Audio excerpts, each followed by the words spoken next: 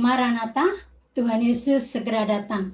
Selamat berjumpa dengan program Rest on Peace atau RIP in 2020, sebuah program dari Elios Theological School, ETS, yang dilakukan secara maraton sampai tahun 2020 berakhir. Saya, Erna Dumais dari Sydney, Australia, akan memandu acara ini.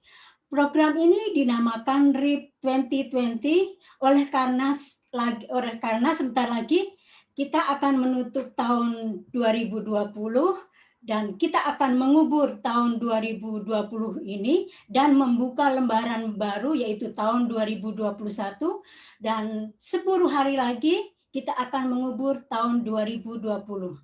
Saudara-saudara, tanggal 1 Desember 2019, 1 tahun yang lalu, pemerintah Cina secara resmi mengumumkan orang pertama yang didiagnosis dengan COVID-19. Kemudian gelombang virus ini mulai menyebar di awal tahun 2020. Pemerintah Indonesia mengumumkan kasus COVID-19 pertama kali pada tanggal 2 Maret tahun 2020, dan sampai hari ini pemerintah Indonesia telah bekerja keras untuk mengendalikan virus ini. Langkah yang paling baru adalah membeli vaksin COVID-19. Langkah ini adalah langkah yang dilakukan oleh negara maju lainnya. Saat pemerintah tengah bergiat untuk melakukan usahanya untuk mengendalikan penyebaran virus COVID-19 ini, sebagian orang percaya justru termakan isu sesat yang mengatakan bahwa vaksin COVID-19 adalah sebuah gerakan antikris yang harus ditolak. Bagaimana kita menyikapinya? Kita akan membahasnya bersama dengan narasumber kita, yaitu Pendeta Wanda Dumais. Tapi saudara-saudara, sebelum kita meneruskan acara ini, kita akan menyaksikan spesial performance dari Marcella Surentu dan Oike Abraham. Silakan Pak Wanda.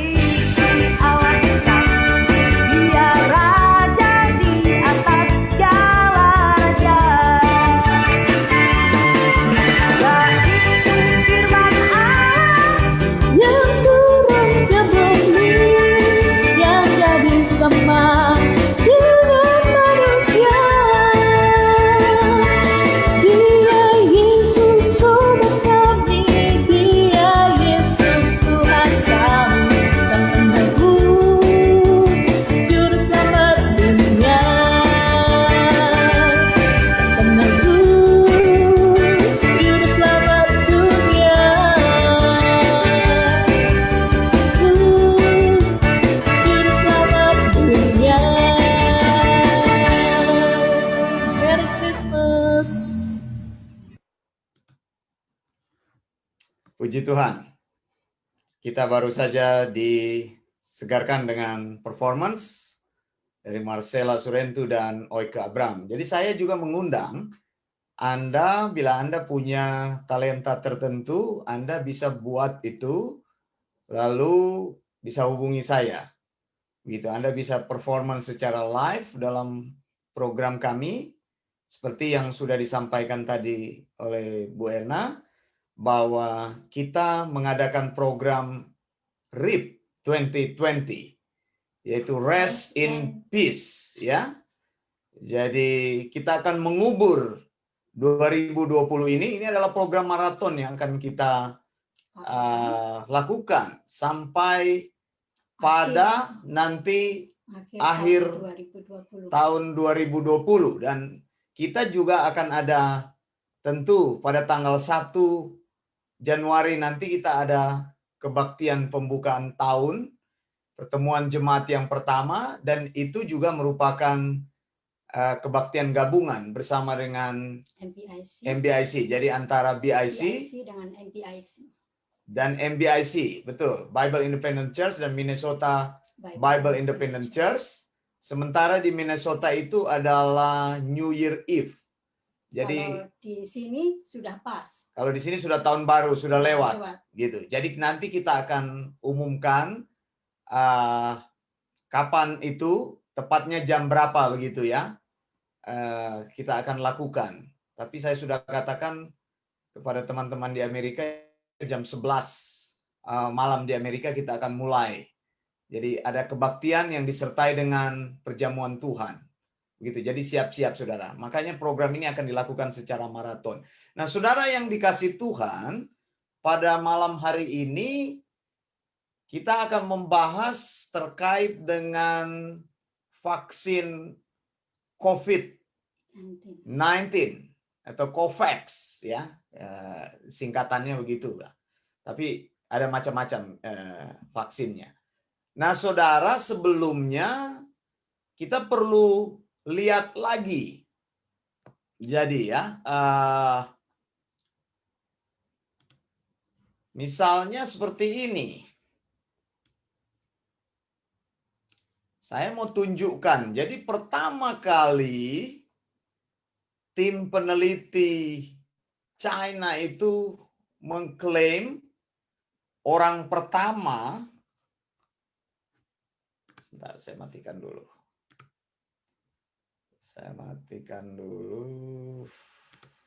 Ya. Apakah sudah keluar dengan baik supaya gambarnya tidak terlalu bertumpuk?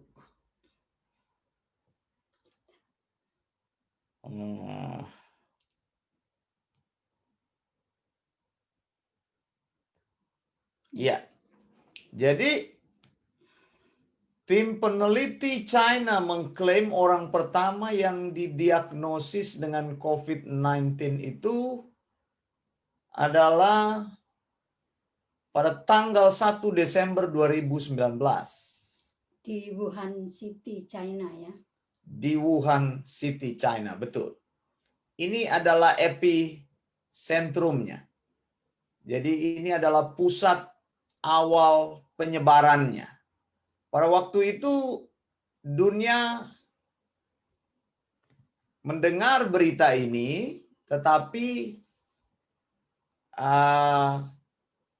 ya belum ada sesuatu yang katakanlah mengkhawatirkan sampai akhirnya pada bulan awal di tahun 2020 mulai terjadi lockdown di mana-mana. Nah, saudara, ini adalah tempat awalnya, yaitu pasar Wuhan City. Di Wuhan City, di mana dicurigai sebagai tempat yang pertama menulari atau orang tertular. Ada macam-macam teori yang dibangun. Kemudian tadi juga sudah disampaikan kasus COVID yang pertama di Indonesia itu terjadi tanggal 2 Maret 2020. Pada waktu itu juga belum terlalu serius. Tapi data terkini di Indonesia, kasusnya itu sudah 665.000. Yang terjadi ada 542.000 recover, sembuh. Kemudian terjadi kematian 19.880.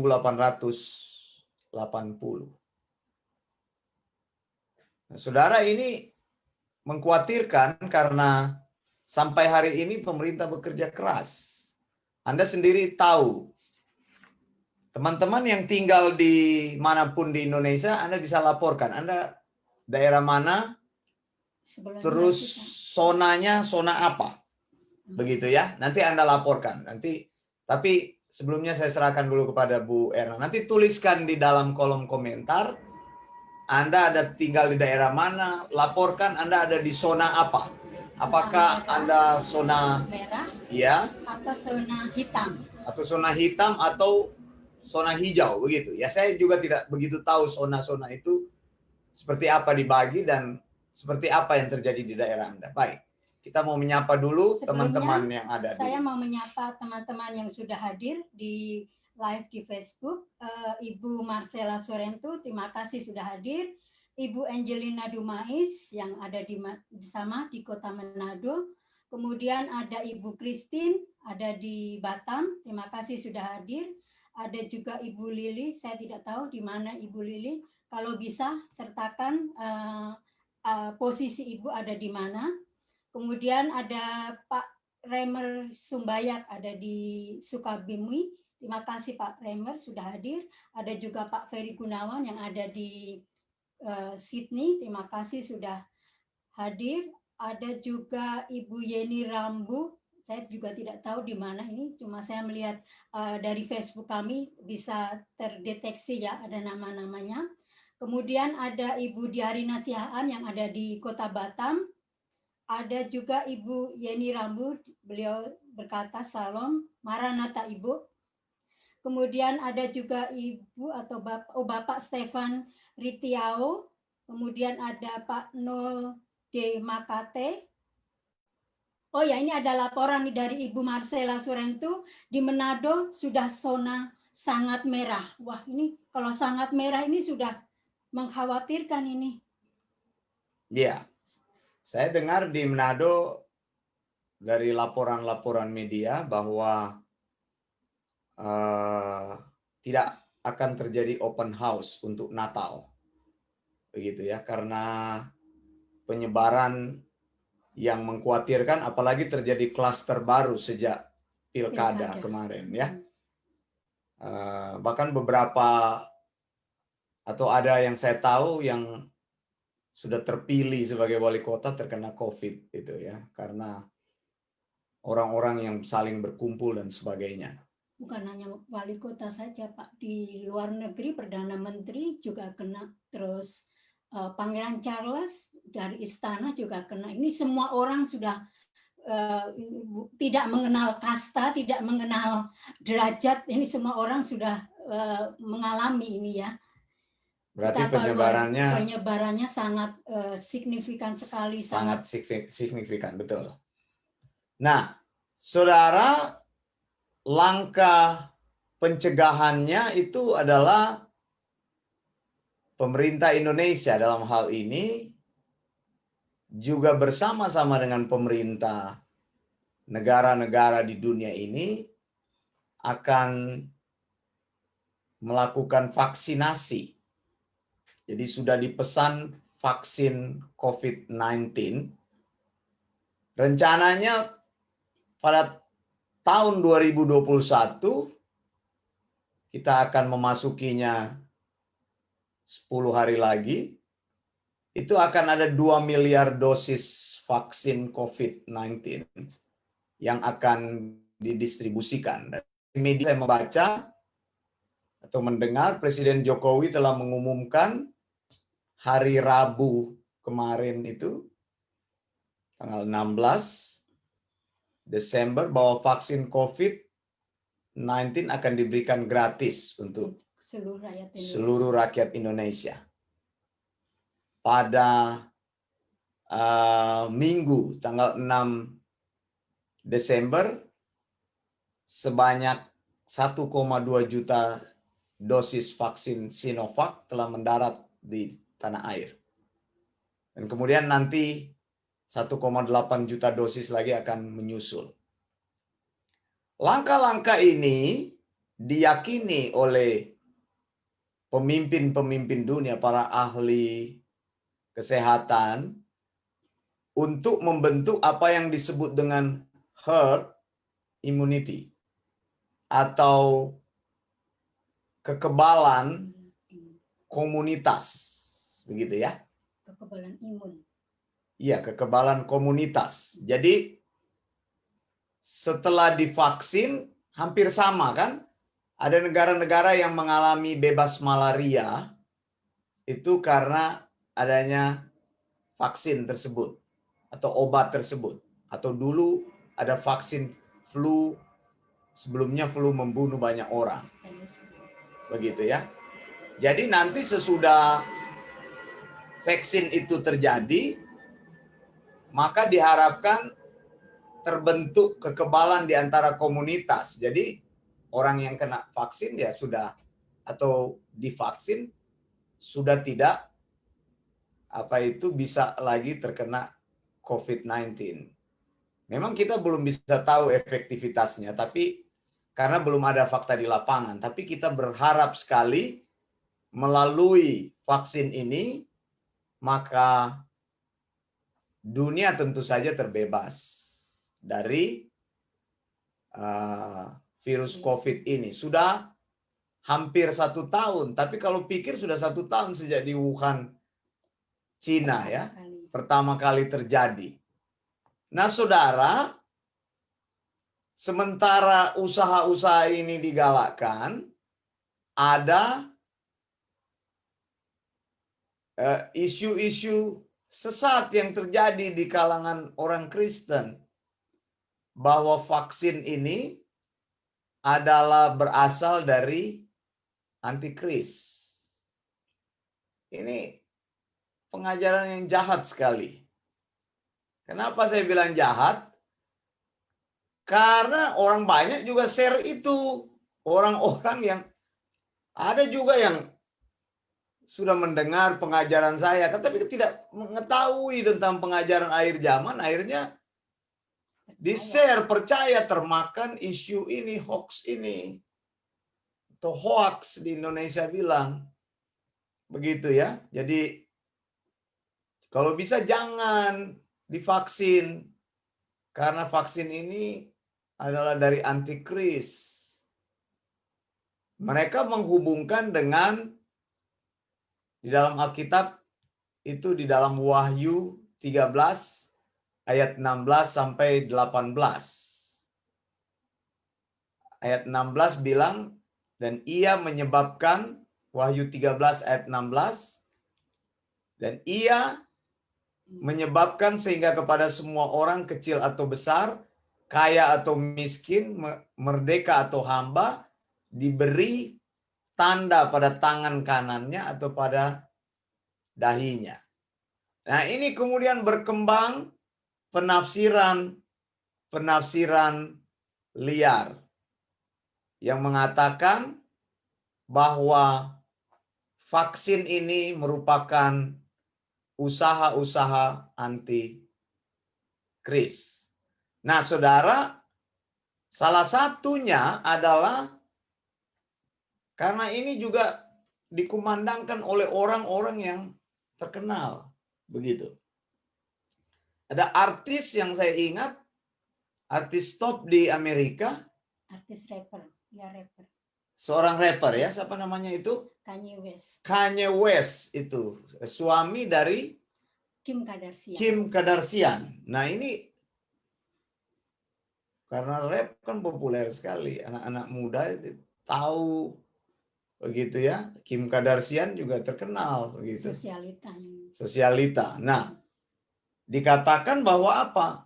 Dia itu Kanye West bilang itu, kalau bisa jangan. Ini apa hubungannya ini orang orang rapper ini kok ngomongin Alkitab. Dia bilang ini dari antikris ini, orang-orang yang divaksin ini akan masuk neraka. Nah, kemudian kata-kata ini terus dikutip. Saya lihat di Facebook itu banyak sekali orang terus mengumandangkan pengajaran-pengajaran yang sesat ini. Ya, orang yang nggak belajar mau mengajar orang. Begitu. Ini saya paling jengkel sekali dengan orang-orang model begini. Mereka ini tersesat, tidak tahu, tidak tahu, sok tahu, sudah bodoh lagi, membodoh-bodohin orang begitu. Nah, ini malam hari ini kita akan bahas hal tersebut. Silakan kalau Anda punya pendapat atau pernah mendengar atau pernah Anda ada lihat di dalam Facebook Anda, bisa share. Iya, bisa share di. Pernah mendengar informasi, silakan menulis di komen di Facebook ya. Anda bisa foto, screen share gambarnya, lalu share di kolom komentar supaya saya bisa baca mengenai apa itu isu-isu tadi. Itu banyak orang Kristen yang termakan isu-isu begitu. Makanya Eleos Theological School itu sangat concern untuk membahas topik-topik tersebut. Bagaimana menurut pendapat Anda? Apakah Anda setuju, sebelum kita bahas lebih lanjut, bahwa vaksin tersebut adalah tanda antikristus? Kalau Anda punya pendapat, silakan bagikan. Kalau Anda tidak setuju juga Anda bagikan di dalam kolom komentar. Begitu ya, teman-teman yang menyaksikan program ini. Apakah ada pendapat yang sudah dituliskan atau komentar dari Facebook? Belum sepertinya. Tadi Ibu Yeni Rambu, ternyata Ibu Yeni Rambu atau Yeni Rambu ini ada di Sumba Barat NTT, dan beliau bilang bahwa di Sumba juga sudah zona merah. Terima kasih. Kita ada sahabat yang dari NTT, begitu ya. Kami senang begitu ya, mengetahui bahwa ternyata ada orang-orang yang kita tidak tahu tinggal di mana. Maksudnya kan selama ini yang saya tahu daerah-daerah tertentu. Terima kasih untuk Ibu Yeni Rambu.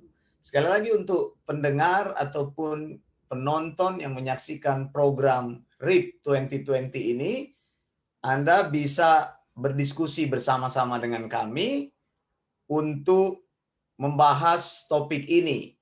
Apa yang selama ini, apakah Anda pernah mendengar ada yang bicara seperti itu, atau apa itu Anda pernah membaca, atau orang pernah tag nama Anda atau share, atau Anda sendiri pernah share hal tersebut. Bagaimana pendapat kita tentang vaksin COVID-19 ini? Apakah memang dalam pemahaman Anda bahwa ini adalah dari antikris atau bagaimana? Silakan tuliskan pendapat Anda. Nah, saya juga akan menelpon Bung Yosep Manurung, mudah-mudahan bisa tersambung di Medan. Ini seorang dokter gigi yang dia juga concern dengan pembahasan ini. Saya ingin tanyakan pendapat dia. Saya akan telepon dia. Mudah-mudahan bisa tersambung ya dengan Bung Yosep. Ya, coba saya call dulu Bung Yosep.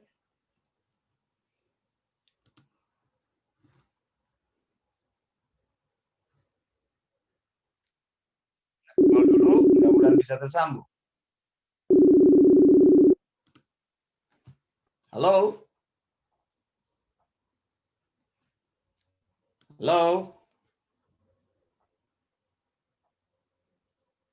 Kelihatannya masuk tapi belum Halo. Halo. Ya, Bagaimana kabarnya Bung Joseph? kabar baik Pak, puji Tuhan, kabar baik. Puji Tuhan, senang sekali bisa join ya. Ya, Sekarang masih di tempat pekerjaan ini? iya masih tugas Pak. Mungkin sekitar 30 menit lagi baru selesai. Oke. Oke. Bisa perkenalkan dulu ke pendengar sekarang aktivitasnya Bung Joseph Manurung ini sebagai apa dan di mana posisi tepatnya? Bisa diperkenalkan diri dulu. Ya, terima kasih Pak Wanda. Sebelumnya boleh gabung, bisa sharing bersama teman-teman di seminar ini. Ya. Jadi tadi namanya sudah diperkenalkan Pak Wanda, nama saya Joseph. Saya orang Batak, tinggal di Medan, Sumatera Utara. Joseph Manurung. Kalau profesi saya itu sekarang saya seorang dentis, dokter gigi. Okay. Jadi saya itu sudah menjadi seorang profesi dokter gigi sejak 2004 sampai sekarang. Dan puji Tuhan saya tahu itu karena ya karunia Tuhan lah ya kepada saya. Jadi memang saya secara khusus tadi sudah disinggung Pak Wanda terkait tentang vaksin COVID ini.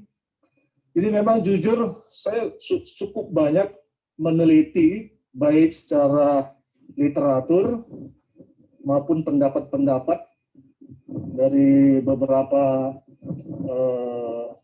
peneliti.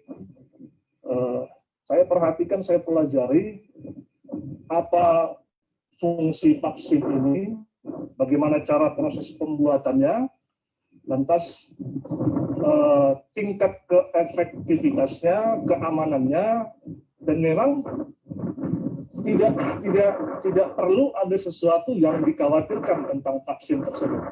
Oke. Secara khusus vaksin COVID ini. Gitu. Baik, ini bagus sekali ini dicatat ya.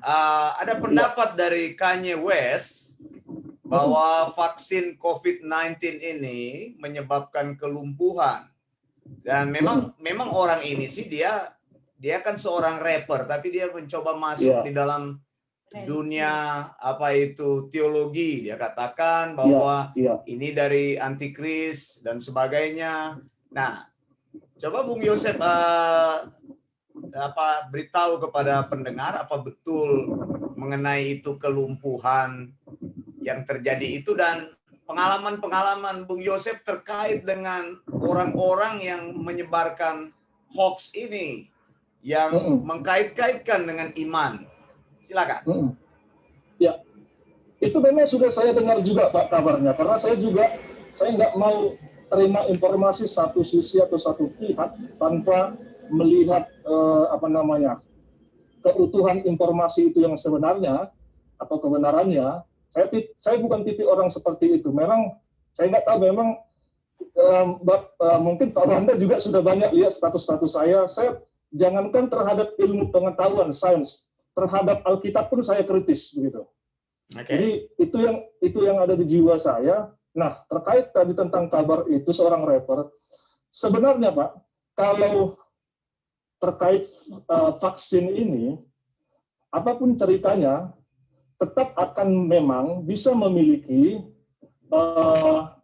sisi-sisi kekurangan. Dampak negatif ada ya Pak ya? Gimana Bu? Ada dampak negatifnya ya? Iya, tepatnya seperti itu. Ada dampak negatifnya. Jangankan vaksin lah ya. Obat-obatan yang kita minum, mungkin kita sakit batuk, demam, itu yang namanya obat pasti ada dampak negatifnya, ya kan? Nah, jadi apalagi kalau kita manusia, di dalam tubuh kita itu ada yang namanya satu bagian dalam tubuh yang ketika di dalam satu bahan kimia atau bahan obat ada zat alergen. Zat alergen itu masuk ke dalam tubuh kita merespon, akan timbul keluhan seperti begitu. Nah, itu dampak yang kita lihat, misalnya contoh alergi, gatal, ya kan? Atau mungkin demam juga bisa, kalau anak-anak misalnya contoh di imunisasi nih, itu dampak yang bisa terjadi, dapat efek sampingnya adalah demam, bisa juga mencret, diare begitu. Nah, ini dampak-dampak samping yang memang kita harus memang akui ada begitu. Nah, tapi kalau misalnya dampak kematian dari vaksinasi atau obat apapun itu, yang sepengetahuan saya tidak pernah sampai mengakibatkan kelumpuhan ataupun kematian. Itu tidak pernah. Berarti kita langsung kita langsung tolak bahwa itu sebenarnya tidak benar itu ya. Itu adalah sebuah isu yang sangat sesat. Ya. Ya, saya tambah sedikit, Pak. Silakan. Hanya kenapa bisa contohnya nih obat atau vaksinasi atau mungkin itu perawatan kimia, mungkin itu misalnya kalau kita sakit kanker, terus kemudian ada pengobatan anti kankernya melalui zat kimia ini masuk ke dalam tubuh kita, bisa menimbulkan dampak yang berbahaya, mungkin itu kematian atau kelumpuhan, itu bukan berasal dari bahan obatnya sendiri, tapi dari tubuh kita. Contoh, misalnya nih, ada memang kabar di Indonesia sendiri, ketika seorang anak divaksinasi, tapi si anak memiliki satu penyakit bawaan, contohnya. Atau pada saat dia divaksinasi, dia memiliki satu penyakit. Katakanlah mungkin dia lagi demam. Si orang tua tidak mengetahui kondisi tersebut. Si anak divaksinasi. Nah, demamnya itu yang mengakibatkan dampak yang sangat ekstrim. Contohnya misalnya kelumpuhan, atau bahkan kematian, seperti begitu, Pak. Bukan vaksinnya ya. Bukan vaksinnya. Betul, betul. Oke, kemudian itu jadi kita sudah bisa membantah hal tersebut. Ini Bung Yosep ini karena dia juga seorang tenaga medis ya, belajar sebagai seorang dokter, tentu penjelasan-penjelasan ini bisa memberikan kepada kita informasi dan ya kepastian bahwa tidak ada yang ditakutkan. Nah, ini kira-kira kenapa itu orang-orang memberikan isu-isu yang terkait dengan vaksin. akhir zaman itu vaksin itu. Ya, sejauh yang Bung Yosep tahu. Iya, saya baca informasi Pak itu sekitar bulan 10 tanggal 26 2020 ini ada satu riset atau apa namanya dikatakan ya pengambilan survei lah seperti begitu ya, dan ini dilaksanakan di Indonesia. Ini satu survei yang bekerja sama antara Kemenkes Indonesia, WHO dan UNICEF. Nah, setelah dilakukan survei itu dari seluruh rakyat Indonesia itu sebagian besar keluarga itu mau divaksinasi, sekitar itu jumlahnya 64,8% itu mau ikut vaksinasi. Nah, kemudian 27,6% yang mengatakan belum tahu. Nah, yang sisanya 7,6% itu tidak mau divaksin. Nah, yang 7,6% ini itu diteliti, ditanya, itu mereka yang pertama, kenapa tidak mau divaksin? Mereka mengatakan mereka tidak menjamin keamanan dari vaksin itu. Kemudian, yang kedua, mereka tidak yakin dengan efektivitas vaksin itu. Nah, ini yang ketiga, Pak. Yang ketiga alasan kepercayaan agama. Jadi, nah ini kalau saya lihat perkembangan di medsos, ya yang pasti dari agama Kristen lah ya. Jadi memang banyak sekali kaitkan dengan ayat yang sedang dalam pembahasan kita juga. Itu terkait dengan tanda binatang yang di dalam Wahyu 13 ayat yang 16-17 itu ya. Nah, jadi mereka banyak mengatakan tentang vaksin ini bahwasanya di dalamnya itu ada nanochip gitu. Dan mereka mengatakan nanochip itulah tanda antikristusnya. Dan saya sejak dari dulu tidak percaya hal ini, apalagi dikaitkan dengan vaksin yang sekarang gitu. Nah, inilah alasan mengapa mereka menolak gitu dari kepercayaan agama, terkhususnya Kristen, gitu Pak. Baik, terima kasih Bung Yosep untuk keterangannya. Nanti saya akan call lagi ya. Terima kasih banyak untuk kehadirannya saat ini. Baik. Ya, sama-sama Pak. Oke, bye. Bye. Nah, saudara yang dikasihi Tuhan, itu tadi pendapat dari Dokter Gigi Yosep Manurung dari Medan. Bagus sekali tadi pendapat-pendapat yang diberikan tadi, bahwa memang sudah ada survei dari responden itu sudah menyatakan ada 64% itu 68% yes, kemudian 27 tidak tahu, sisanya itu no. Itu tidak mau divaksin, lalu ada beberapa alasan agama. Nah, ini yang akan kita bahas secara khusus malam hari ini. Semoga kita mempunyai waktu yang cukup untuk membahasnya. Nah, dengarkan dulu bagian berikut ini yang saya akan sharekan kepada Anda ya.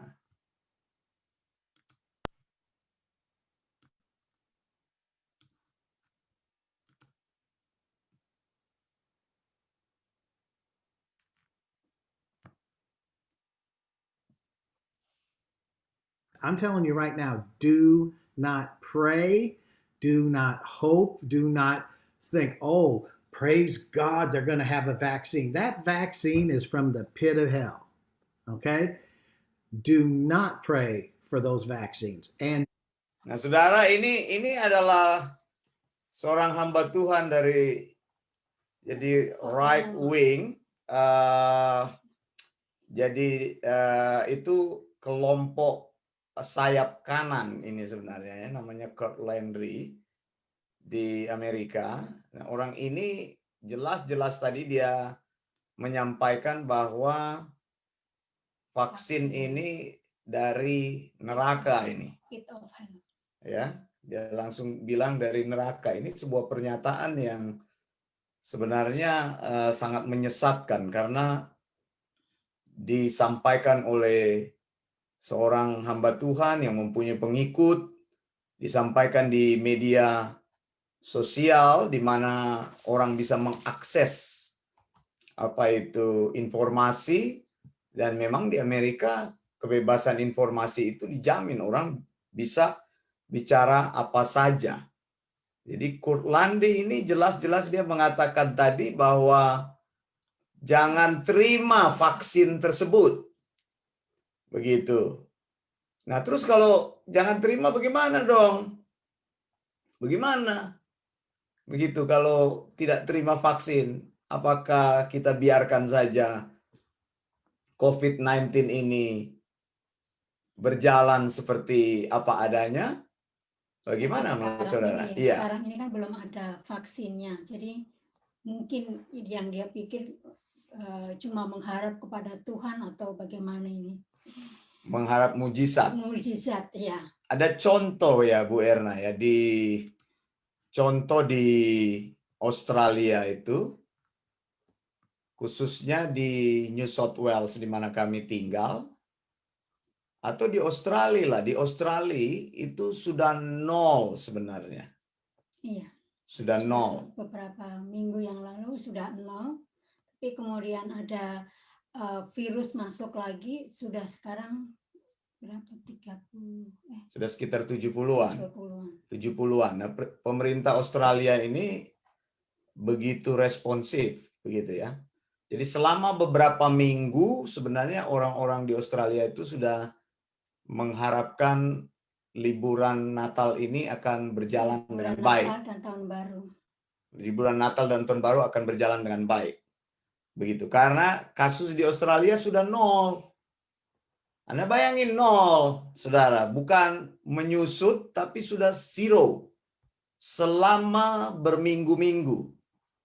Gitu ya. Sudah sekitar 1 bulan. Atau 2 bulan. Kemudian baru hari Jumat kemarin, ada orang dari luar yang masuk ke Australia yang lolos di dalam. Dari karantin. Dari karantin dia lolos, kemudian sementara dia terinfeksi, dia mengikuti kegiatan-kegiatan, dan sekarang ini dari 1 orang itu sudah jadi 70. Begitu. Nah, selama belum ada vaksin ini, akibatnya akan kita lihat seperti ini. Bagaimana? Apakah tadi yang seperti Bu Erna bilang, kita mengharapkan mujizat Tuhan, terus dengan cara kita mengumandangkan bahwa vaksin itu dari setan atau antikris, bagaimana ini? Terus apa yang akan kita lakukan? Kita berdoa puasa. Begitu. Nah, ini kita akan coba tuntaskan. Kita mau bertanya ke Pak Wanda. Mengapa sebagian orang percaya itu termakan isu vaksin COVID-19 itu adalah antikris? Bagaimana pendapat Pak Wanda? Ya itu tadi. Ada ayat tadi yang saya sudah bukakan. Wahyu 13 ya. Coba saya lihat. Wahyu 13. Lihat di sini. Jadi Wahyu 13 ini ayat 16 bilang, dan ia menyebabkan sehingga kepada semua orang kecil atau besar, kaya atau miskin, merdeka atau hamba diberi tanda pada tangan kanannya atau pada dahinya.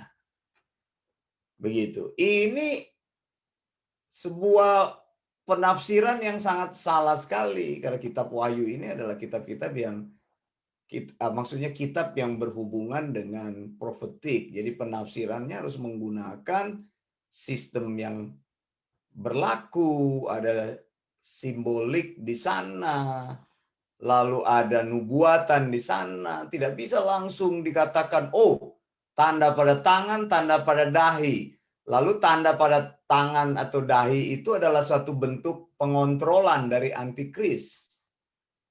Nah, sekarang kita perlu bertanya, apakah kita sudah ada di dalam masa antikris? Begitu. Yang meterainya belum dibuka, bagaimana antikrisnya mau datang? Iya kan? Kita ini belum ada pembukaan meterai. Karena banyak sekali memang hamba-hamba Tuhan yang tidak menguasai kitab Wahyu, mereka mengajarkannya. Ada pengajaran yang saya dengar bahwa kita ini sudah ada di pembukaan meterai keberapa? Keempat. Meterai keempat katanya. Karena ada penyakit sampar. Karena ada penyakit itu tadi ya. Betul, penyakit sampar. Padahal memang betul penyakit sampar ini atau pestilensis ini adalah penyakit menular, betul sekali. Tetapi penafsirannya tidak langsung bisa dibilang bahwa ini pembukaan meterai keempat, karena di situ meterai keempat jelas bicara bahwa 1/4 penduduk bumi itu akan mati. Begini, COVID ini belum banyak membunuh orang, itu sebabnya dikendalikan. Tapi di luar sana banyak orang yang bodoh juga ngomong, kalau belum waktunya mati ya nggak apa-apa. Nah, itu ditularkan oleh pendeta-pendeta yang bodoh. Mereka sudah sekolah, tapi ya sekolah di tempat yang bodoh, menularkan kebodohan kepada orang lain. Sudah sesat menyesatkan orang lain. Iya, dikatakan ya kalau sudah waktunya mati ya mati aja, nggak apa-apa. Kenapa harus takut kepada COVID? Kita ini menjadi sumber kehidupan, sumber berkat, bukan sumber kematian. Ya kalau engkau mau mati ya mati sendiri aja, jangan ajak-ajak orang lain yang mati, begitu. COVID ini kan penyebarannya lewat manusia ke manusia melalui droplet itu. Cairan, Anda menyentuh barang apa, kemudian orang menyentuh. Jadi bukan hanya, ada satu kasus yang baru di Northern Beaches. Ini yang terjadi baru-baru ini di Sydney, di Northern Beaches. Orang tersebut, bagaimana itu yang tradis itu? Ceritanya. Iya, dia cuma di daerah RSL itu, tapi dia cuma duduk, dan sebenarnya orang yang sudah kena COVID itu cuma di ruangan lain, dan dia tidak ada tanda-tandanya kalau dia kena COVID. Kemudian ada seorang temannya bilang, kamu harus tes COVID ini karena di daerah kita sudah banyak sekali orang yang kena. Kemudian dia tes, dia kaget, ternyata dia positif kena COVID gitu. Nah, jadi begini saya cerita. Apa yang disampaikan Bu Erna tadi. Ini penyebaran yang terbaru, klaster terbaru di Northern Beaches di Sydney ini yang sekarang ini akhirnya semua border tertutup untuk orang-orang di New South Wales. Tidak boleh masuk ke border di state line. Di state line yang tadinya sudah dibuka, begitu kan? Sudah nol. Bayangin Australia itu sudah nol. Begitu di antara semua negara Australia sudah nol. Tidak ada kasus sebenarnya. Sudah berminggu-minggu nol dan sudah mulai dibuka, bisnis sudah jalan seperti sedia kala. Kantor orang yang biasanya bekerja dari rumah, pemerintah sudah menyarankan untuk kembali lagi kerja. Jadi saya kalau berangkat itu kerja itu biasanya macet begitu jalanan, saya setir mobil. Pada saat itu awal-awal lockdown dibuka, itu masih sepi karena masih banyak orang yang bekerja dari rumah begitu ya. Begitu ya. Kemudian sudah mulai ramai lagi. Jadi kita sekolah sudah dibuka di Australia, itu sudah dibuka sekolah. Kalau di Indonesia kan tidak boleh sekolah kan, masih online. Kemudian tempat ibadah itu di Indonesia itu belum boleh kan, anak-anak sama orang tua masih dibatasi kan, tidak boleh. Begitu. Di sini sudah mulai pelan-pelan pemerintahnya menerapkan apa itu pembatasan-pembatasan yang mulai dibuka begitu ya. Nah, kemudian terjadi kemarin itu karena ada seorang yang terinfeksi, dia datang ke konser musik begitu. Nah, sesudah konser musik itu tiba-tiba muncul berapa awalnya? 30 orang terinfeksi, termasuk tadi orang tradis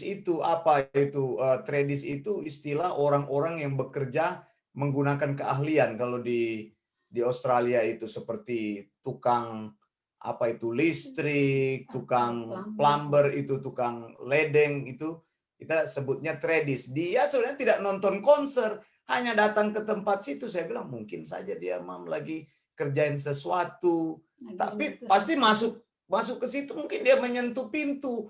Yang pintu itu sudah dipegang oleh orang yang terkena COVID yang dia tidak sadar. Akhirnya orang ini kena. Nah, sekarang ini di Australia di setiap sudut-sudut itu ada COVID testing center begitu.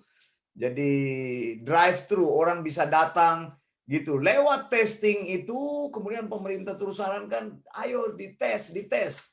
Kemudian naik dia punya itu infected rate itu naik mulai dari 30 sekarang sudah 78.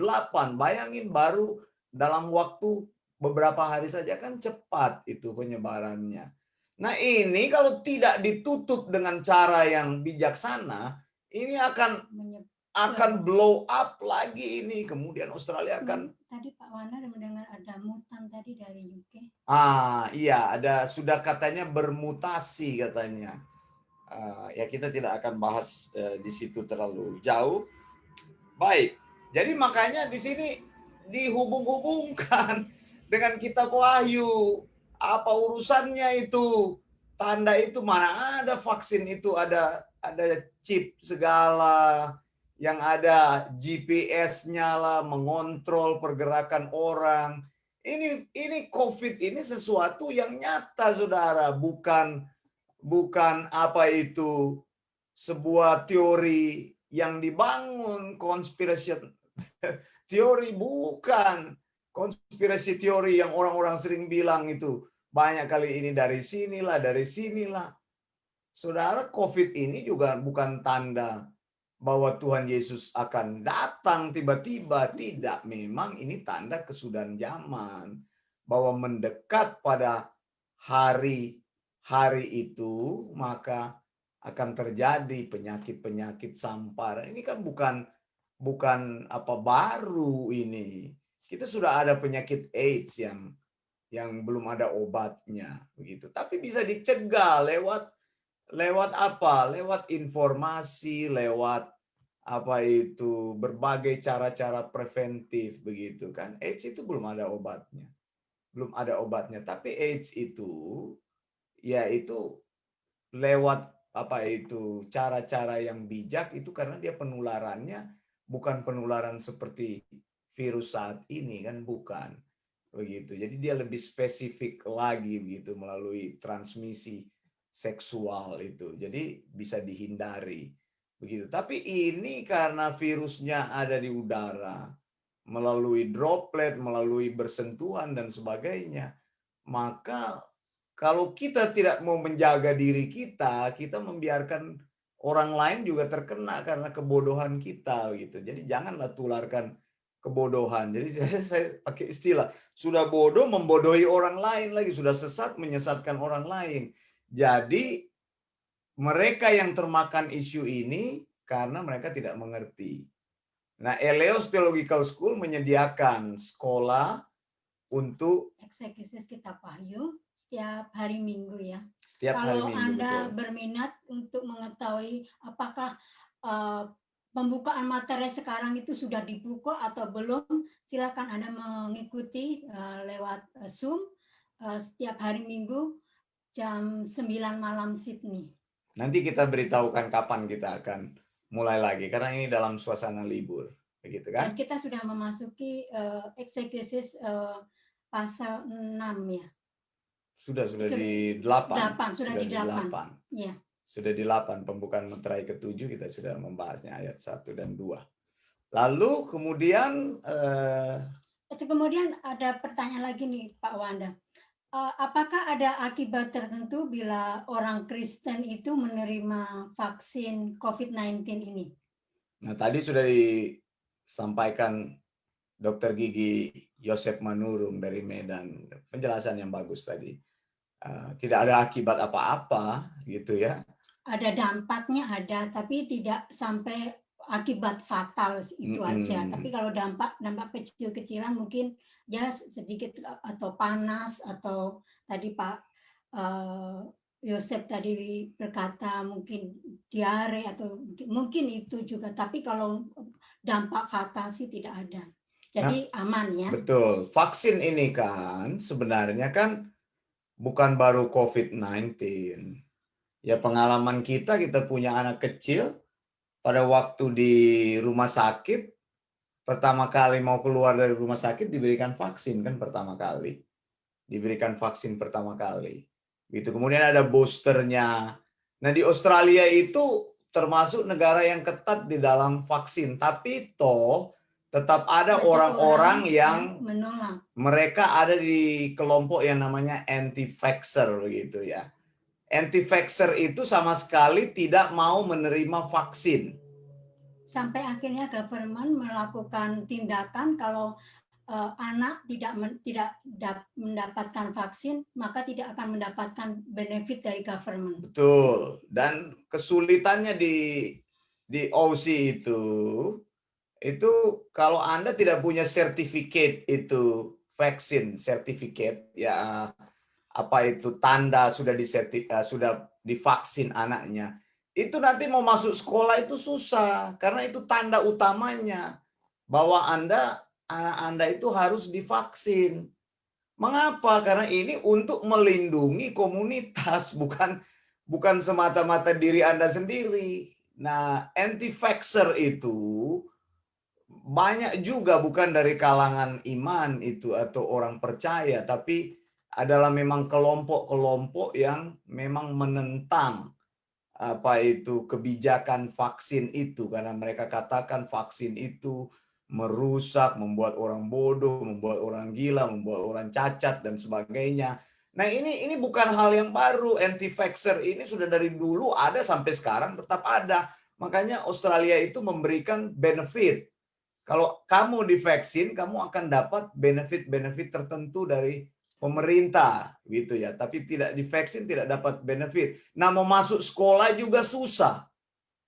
Tidak diterima saudara di sekolah, tidak diterima di sekolah. Kalau tidak bisa menunjukkan vaksin, karena di Australia itu setiap anak itu divaksin itu terhubung dengan catatan medis, Medicare begitu ya. Jadi kita tidak bisa berdusta bilang sudah walaupun belum. Tidak, itu harus ada catatannya. Nanti kita berikan catatan itu dalam bentuk elektronik atau dalam bentuk print out.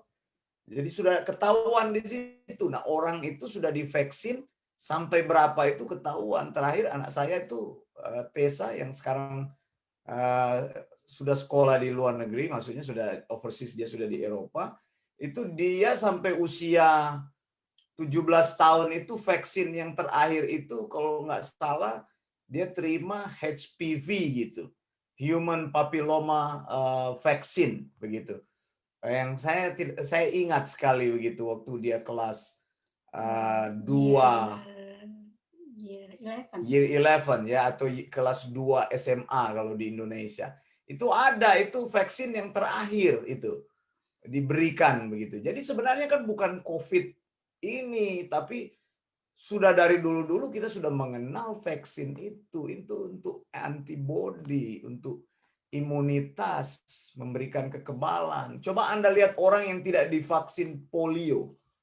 Saya pernah lihat orang yang tidak divaksin polio karena orang tuanya tidak mengerti atau termakan dari apa itu isu dari ajaran dari anti-vaxxer itu, anaknya akhirnya kena polio. Tahu ya polio itu ya, polio itu kecacatan kelumpuhan itu.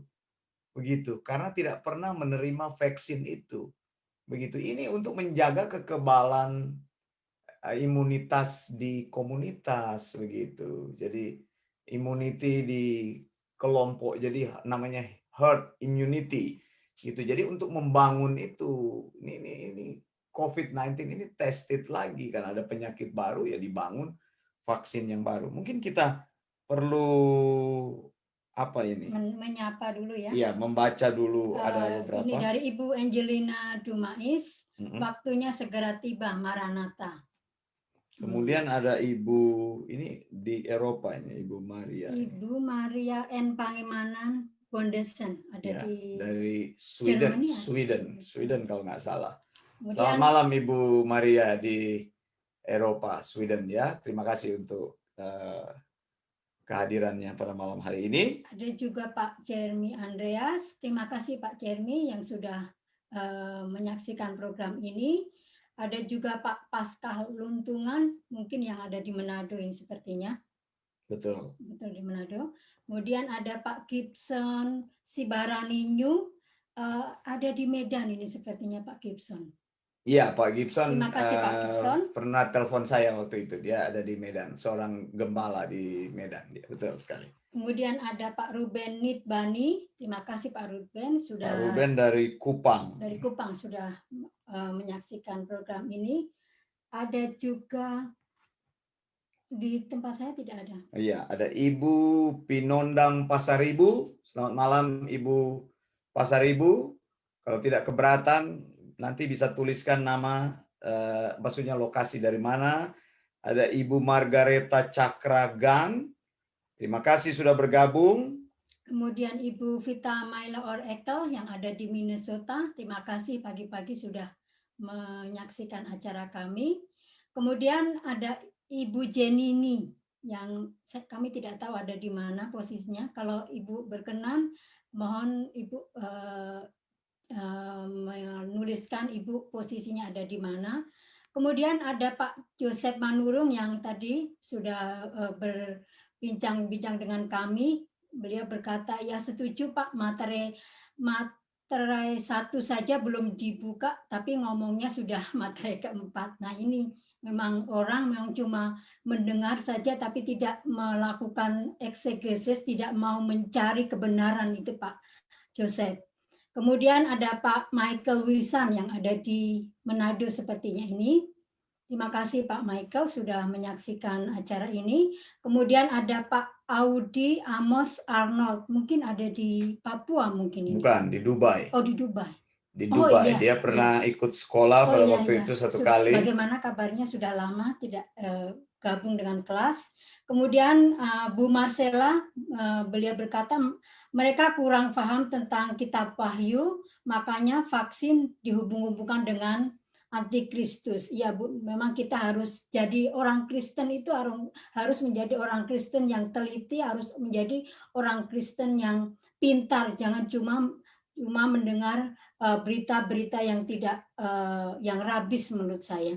Kemudian ada Ibu Cireli Terima kasih Ibu sudah menyaksikan program ini. Ada Pak Ren yang ada di Surabaya ini. Terima kasih Pak Ren. Beliau juga setia ini. Kalau ada acara seperti ini, selalu Pak Ren selalu kalau di kelas itu hadir Pak. Gitu.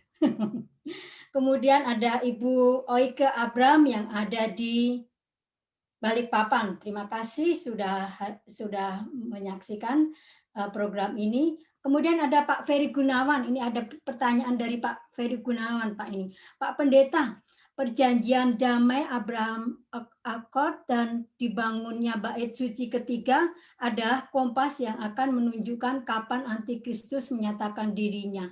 Apakah referensi itu benar? Nah, ini sebenarnya ada tulisan orang yang salah ini. Apa maksudnya?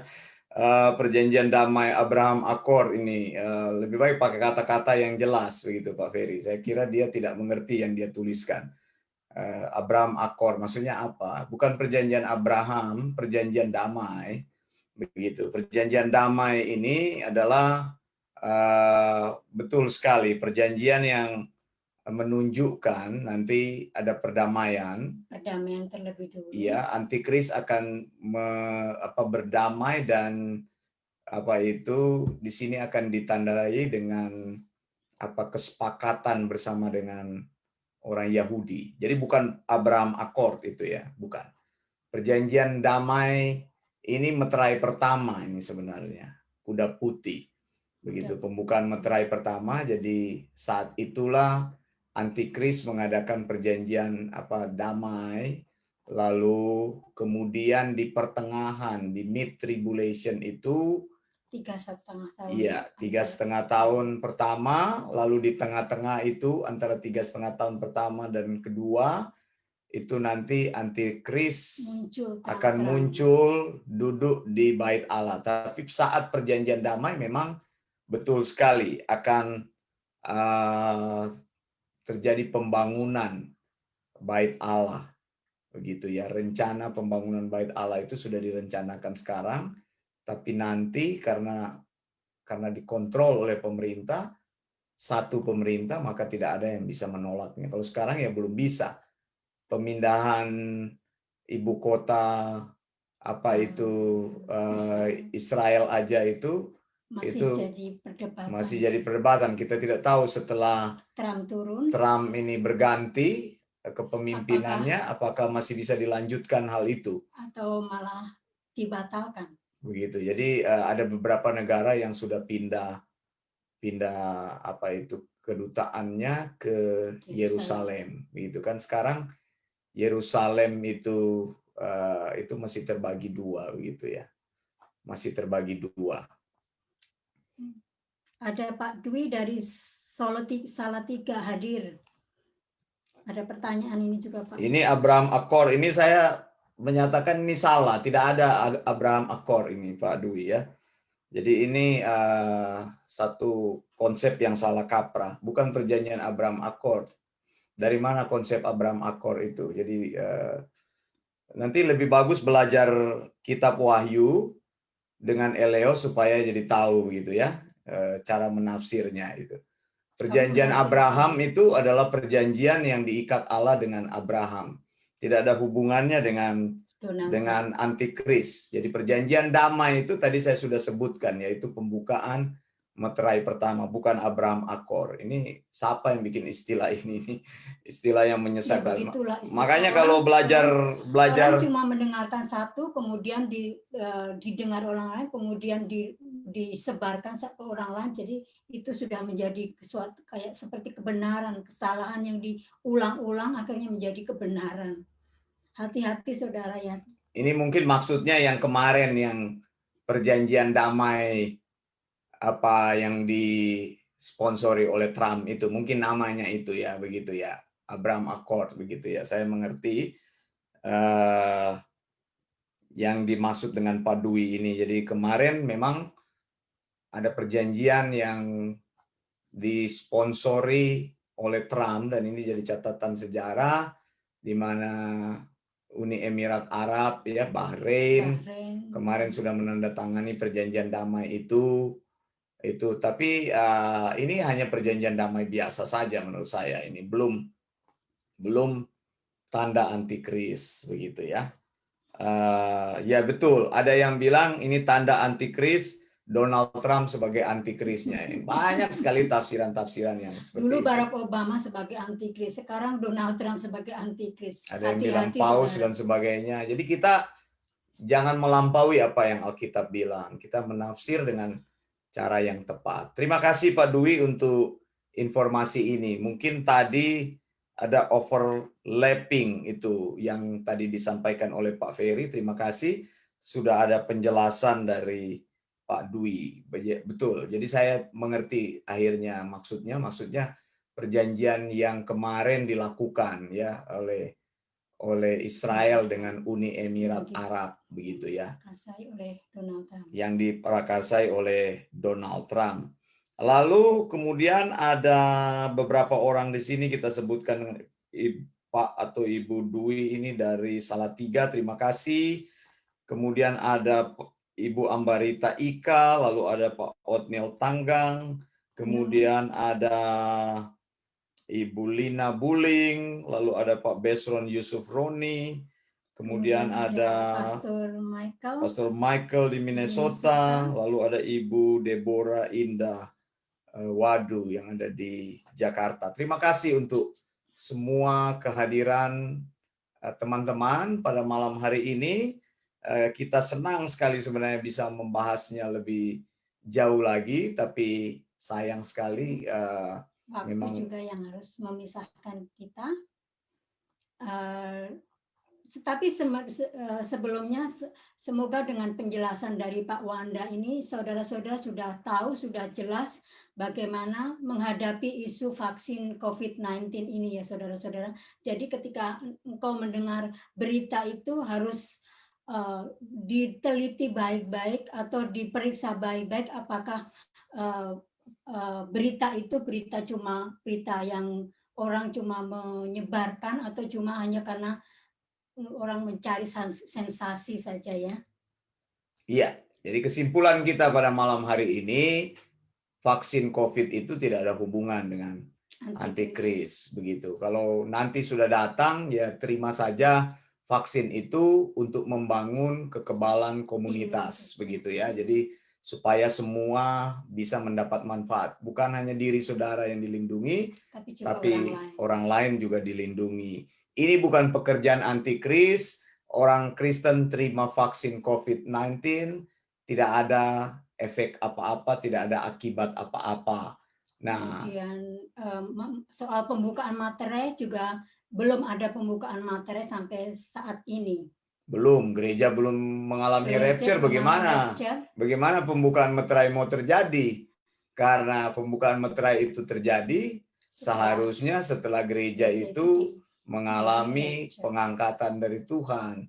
Ketika pengangkatan dari Tuhan terjadi, maka Roh Kudus atau penahannya tidak ada lagi. Setelah penahannya tidak ada lagi, maka murka Allah itu dicurahkan. Begitu. Jadi itu sebenarnya. Nah, seri-seri ini bisa Anda ikuti di dalam pembahasan kami. Ya, kalau saudara mau mengikuti atau terbeban untuk mengikuti ini seri-seri tentang Wahyu ini, eksegesis kitab Wahyu, saya persilakan, saya ajak Anda untuk bergabung dengan Elios Theological School dalam kitab eksegesis kitab Wahyu setiap hari Minggu jam 9 Sydney. Iya. Kami senang untuk menyambut Anda. Tangan kami secara terbuka akan menyambut Anda. Dan sekolah ini gratis, begitu. Iya.